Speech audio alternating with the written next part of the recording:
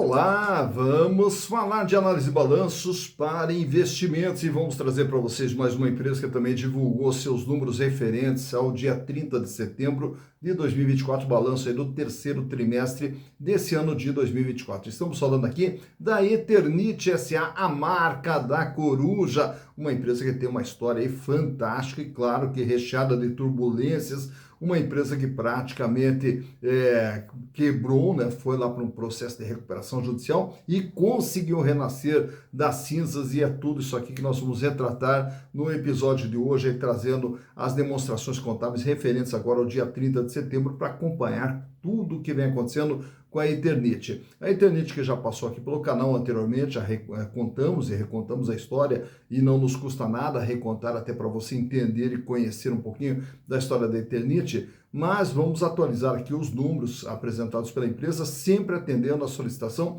dos nossos inscritos. E quem sugeriu a Eternit foi o meu amigo Carl Ritter. Ô Carl, uma honra ter você conosco, muito obrigado pela participação, muito obrigado pela sugestão. Também Valdinar Araújo de Oliveira, também parceiraço aqui do canal, sempre está junto conosco aqui, mandando mensagens. Muito obrigado aí pela sua participação, muito obrigado pelo seu incentivo de sempre, Valdinar. Também meu amigo Tiago Chevarria, grande Tiago que já participou dos nossos cursos também de análise de balanço para investimentos, valuation, enfim, é parceiraço aqui do canal. Um forte abraço para você aí, Tiago. Também meu amigo Júnior Duarte, grande Júnior Duarte também, sempre junto conosco aqui nessa caminhada em busca de construir e repartir conhecimentos. E também Pablo Cortes. Pablo, seja sempre bem-vindo, lhe agradeço imensamente a participação e a sugestão, e é um prazer sempre poder atender a todos vocês. E caso também queiram outras empresas, é muito fácil,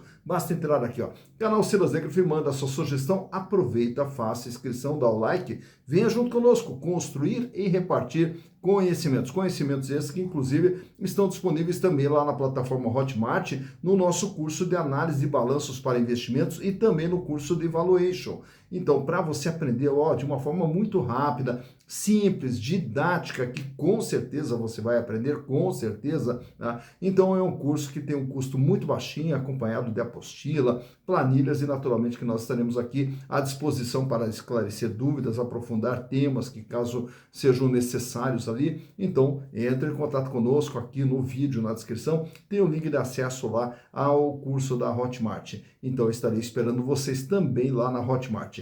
Bom, falando da Eternit, quando eu digo que é uma empresa que tem uma história recheada aí de turbulências, só para você entender como que funcionou tudo isso aí, como que vem funcionando toda a história da Eternit. É uma empresa que surge na cidade de Osasco, em São Paulo, lá no ano de 1940. Em 1940, então, surge uma empresa para fabricar o quê? Telhas, né, e caixas d'água de amianto, na época lá que era muito utilizado amianto. Aí, na sequência, já em 1948, é uma das primeiras empresas aqui no Brasil também a fazer a abertura do seu capital. E aí começa todo um processo de expansão, abrindo fábricas em diversas localidades aqui do Brasil. Lá no Rio de Janeiro, por exemplo, em 1949, em 1967 também na Bahia, depois daí em 1971 em Goiás, também no ano de 1975 abre uma outra fábrica na cidade de Colombo, aqui do ladinho de Curitiba, e aí em 1997 adquire a Sama Mineradora, uma empresa voltada ali para a área de mineração, que justamente lá em Goiás fazia a exploração do amianto, a chamada crisotila, né? Bom, nesse processo todo aqui, então, toda a produção da empresa, basicamente, né, praticamente, era feita em cima de amianto. Então, as caixas d'água eram de amianto, as telhas eram de amianto, e aí, daí, na sequência, começa toda aquela discussão sobre os malefícios causados pelo amianto.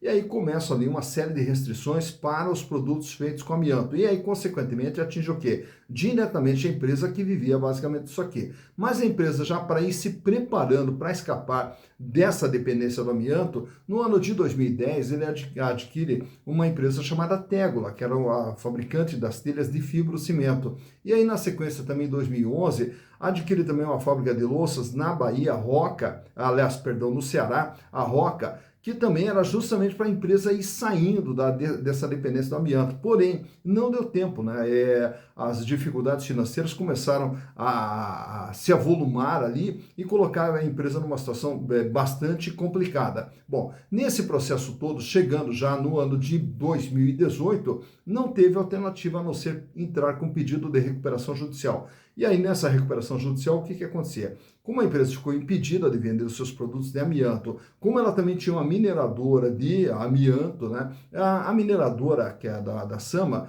hoje ela continua nativa, só que toda a sua produção é vendida para fora do Brasil. Aqui no Brasil não pode ser comercializado o amianto.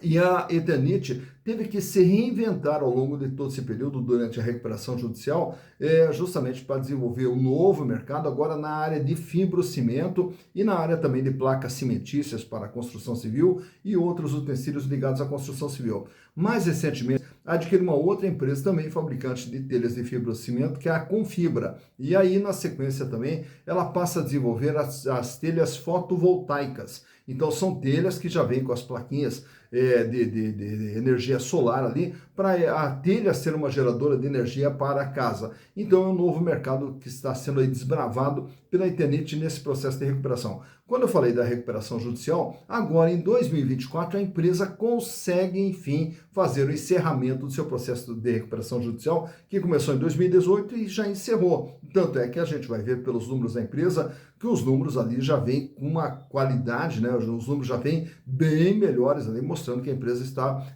totalmente recuperada. Bom, hoje o que é a Eternit? É uma empresa que ela tem 6 unidades de produção aqui no Brasil e tem também a sua mineradora, a Sama, que continua fazendo a exploração de crisotila, só que para o mercado externo. Enfim, para entender hoje como que está a situação econômica e financeira da Eternit, estamos trazendo para vocês os balanços 2020, 21, 22, 23 e as demonstrações contábeis agora de setembro de 2024. E através dos números, vamos entender como que está a Eternit. Então, vamos aos números.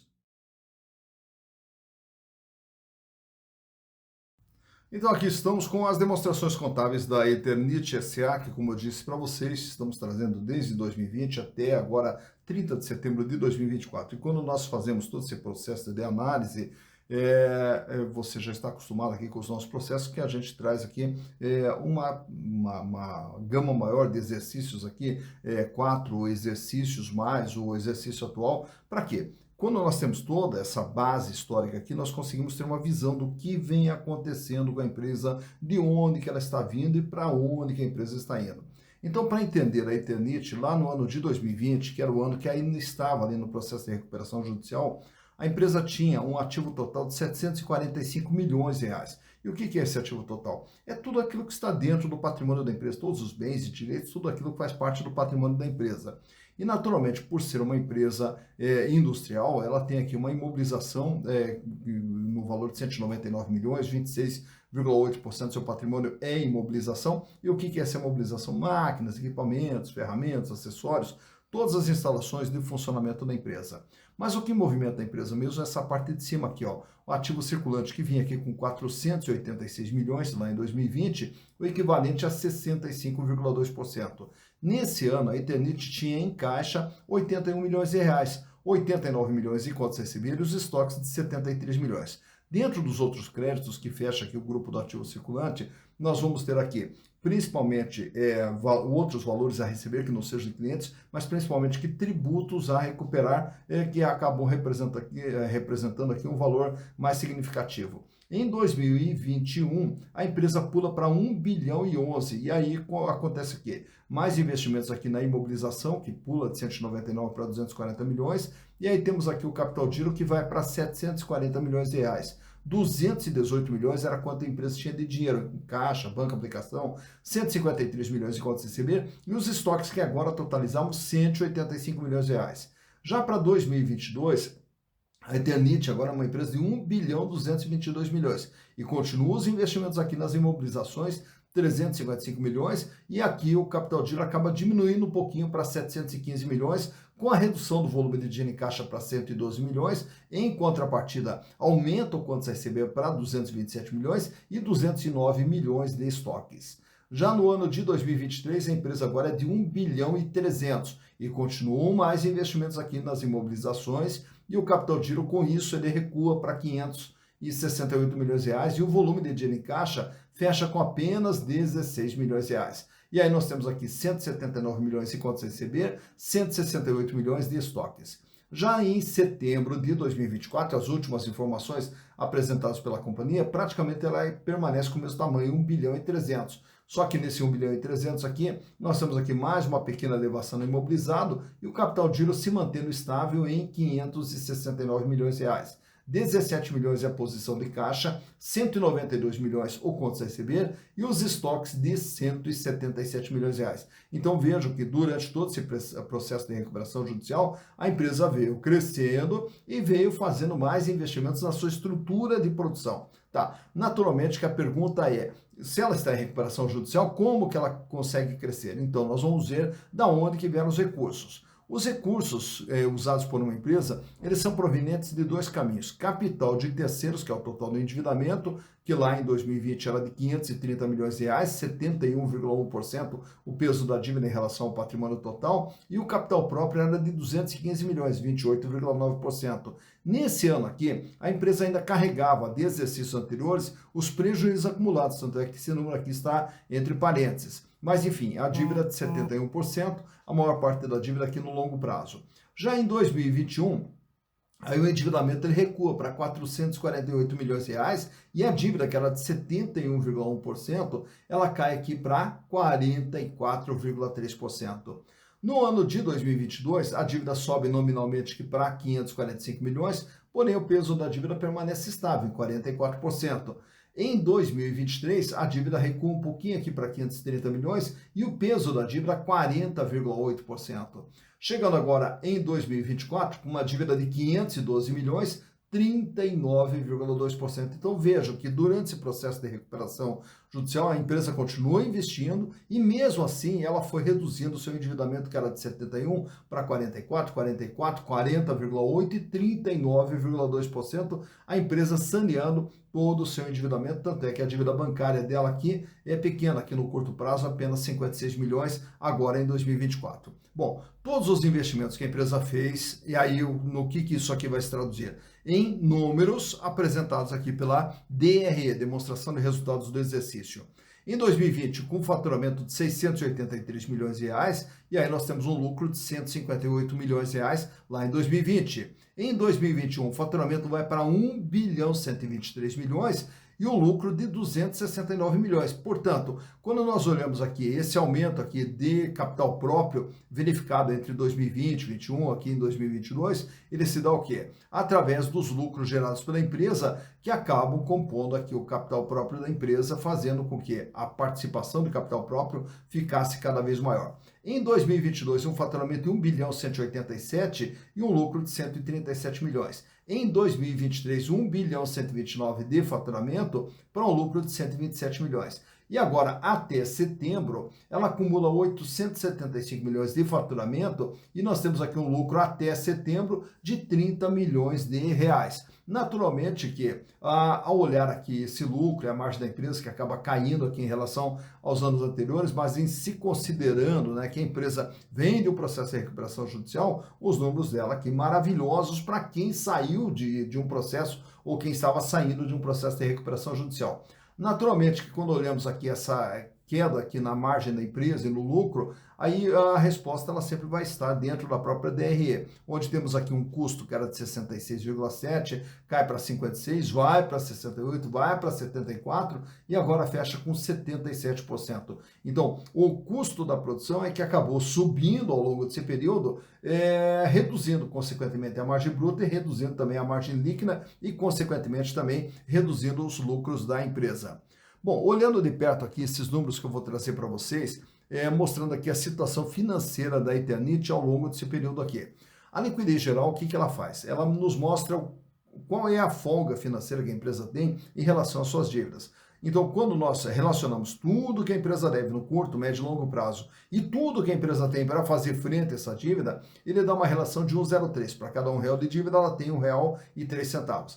Essa folga financeira vai para 1,72, cai para 1,43, cai para 1,29 e agora sobe um pouquinho para 1,33. Então, para cada R$1 que ela tem que pagar no curto, médio e longo prazo, ela tem R$1,33. Paga, sobra, tranquilo a situação financeira da empresa quando olhamos o longo prazo. Quando olhamos apenas o curto prazo, daí é esse índice aqui, ó, liquidez corrente, que ele vai relacionar somente as dívidas de curto prazo com aquilo que a empresa tem de capital de giro para fazer frente a essa dívida. E aí o índice sai com 2,20, vai para 3,54, cai para 2,52, cai para 1,92 e agora sobe para 2,05. Para cada R$1 que ela tem que pagar no dia a dia, ela tem R$2,05. Paga, sobra, então, uma situação financeira muito confortável da Eternit.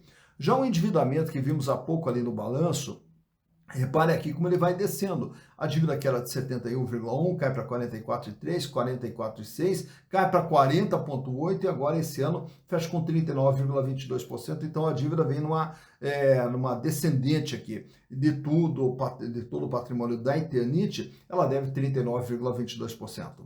Já a margem líquida, que é o que vimos há pouco aqui, ó, na DRE, que são esses númerozinhos aqui do ladinho do lucro líquido, é quanto sobra de tudo aquilo que a empresa vende. Ao pagar custo, despesa operacional, resultado financeiro, só e impostos, sobrava 23,23% lá em 2020, praticamente 24% em 2021. A margem cai para 11,60%, 11,27% agora em 2023 e esse ano vem trabalhando com uma margem de praticamente 3,5%.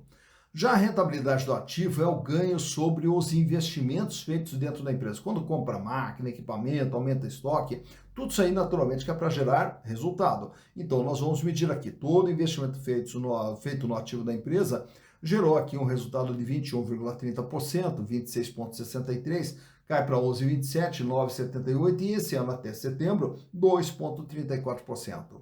Já a rentabilidade do PL é o ganho dos acionistas. Quem tem as ações de Eternit lá em 2020 teve um ganho de 73,83%. Em 2021, 47,83%. Em 2022, 20,36%.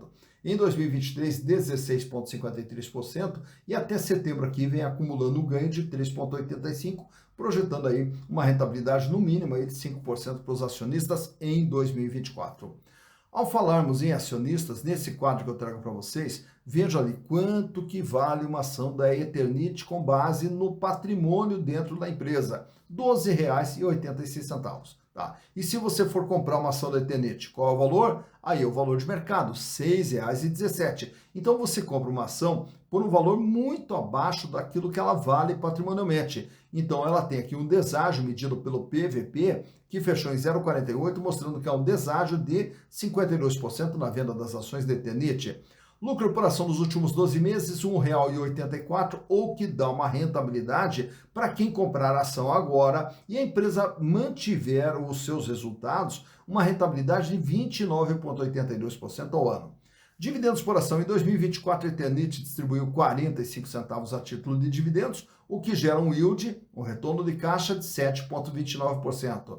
Em média, a Eternit distribui 15,23% do seu lucro, que é justamente o payout da empresa. Relação preço/lucro. Ao comprar uma ação da Eternit, você vai levar 3,35 anos, quer dizer, entre 3 anos e 3 anos e meio, para ter o retorno dos seus investimentos através dos lucros gerados. E o free float da empresa, 62,9% das ações circulam livremente no mercado. E quem são os detentores aqui do controle da empresa? Nós temos ali um fundo de investimentos, que é o D+1, fundo de investimentos, que tem 25,49%, Geração Futura, Futuro também, que tem 6,53%, e vejam quem está ali dentro, Luiz Barsi Filho, com 5% das ações da Eternit. É aí o que sobra circulando livremente no mercado, é justamente o free float de 62,9%. Tag along 100%, se a Eternit for vendida, é garantida por os minoritários o mesmo tratamento que for dado aos majoritários. Nesse gráfico extraído aqui do Google, veja aqui como é que vem se comportando o valor das ações da Eternit nos últimos 5 anos, quando a ação sai praticamente ali na faixa de R$ 2, R$ 3, lá em 2019, sobe ali no começo de 2020 até R$ 6,50, R$ 7, cai com a pandemia, volta ali para R$ 2 aproximadamente e já começa toda uma recuperação. E entra 2021 já acima de R$ 10. Ainda em 2021, você veja ali o pico que ela tem, ela chega a bater lá nos R$ 30, não se sustenta e ainda nesse ano de 2021 ela recua ali para a faixa de 15, R$ 16. E desde então, a ação ela vem ali uma tendência de queda, como você vai vendo ali à medida que o gráfico vai avançando, que sempre, claro que há algumas oscilações para cima e para baixo, mas sempre com a ação indo ali numa tendência de queda. Tanto é que chega agora em 2024 com uma cotação de R$ 6,17 no dia da gravação desse vídeo. Então, por aqui você vê quando que as ações da Eternit tiveram seu maior valor, quando que elas tiveram seu menor valor e como que vem se comportando o valor das ações da Eternit SA. Tá, então, mais uma empresa analisada, a Eternit SA, né? E aí, quando a gente fala aqui no Brasil, e não só no Brasil, no mundo todo, as empresas que passam por dificuldades e geralmente as empresas que acabam até entrando no processo de recuperação judicial, são poucas as empresas que, ao entrar numa recuperação judicial, conseguem sair desse processo aqui. E a Eternit é um dos poucos casos que usou a recuperação judicial para se reestruturar e sair forte e sair bem de todo esse processo aqui, né? Então é sinal o quê? De gestão, é sinal da condução, de como que é conduzida toda essa recuperação de uma empresa. Por quê? É muito difícil você pegar uma empresa praticamente quebrada e recuperar essa empresa aqui. Se uma empresa sadia já é difícil você manter ela sadia, quanto mais você pegar uma empresa em dificuldade e recuperar essa empresa. E a Eternit, através de uma bela gestão, conseguiu fazer esse trabalho de recuperação da empresa, tornar a empresa novamente competitiva, a empresa rentável, uma empresa equilibrada econômica e financeiramente, né? E aí, para nós aqui é um orgulho contar essas histórias, mostrando que é possível, sim, através da gestão, as empresas poderem se recuperar. E, naturalmente, que para nós aqui que investimos em ações ou pretendemos investir em ações, todas as empresas que são Sociedade Anônima de Capital Aberto, que tem suas ações disponíveis lá na B3, então são todas opções de investimento. Só que quando nós temos essa gama enorme de opções de investimentos, nós temos que escolher as melhores empresas nas quais investir. Por quê? Nós queremos, através de investimento, que o nosso patrimônio possa crescer. Esse patrimônio, quando ele vai crescendo, é justamente para quê? Para chegar num determinado momento da nossa vida, nos dar ali uma tranquilidade, nos dar uma segurança, nos dar ali uma renda um pouquinho melhor, para não depender apenas de uma aposentadoria para viver aqui no Brasil, né? Então, que você tenha essa reserva financeira que possa lhe dar essa condição de vida melhor, uma qualidade de vida melhor, mas principalmente que quando chegue num determinado momento da nossa vida, que as receitas que a gente possa produzir através dos nossos investimentos nos deem uma coisa chamada dignidade, que é o que nós mais precisamos quando chegar na velhice, quando chegar num determinado momento da nossa vida, que nós possamos ter dignidade, né, nessa fase da nossa vida ali, já que trabalhamos a vida inteira. Quando chegar na nossa velhice, o mínimo que nós merecemos, o mínimo que nós podemos ter, o que devemos ter, é justamente a dignidade. E essa dignidade, ela vem através do quê? Justamente daquilo que a gente fizer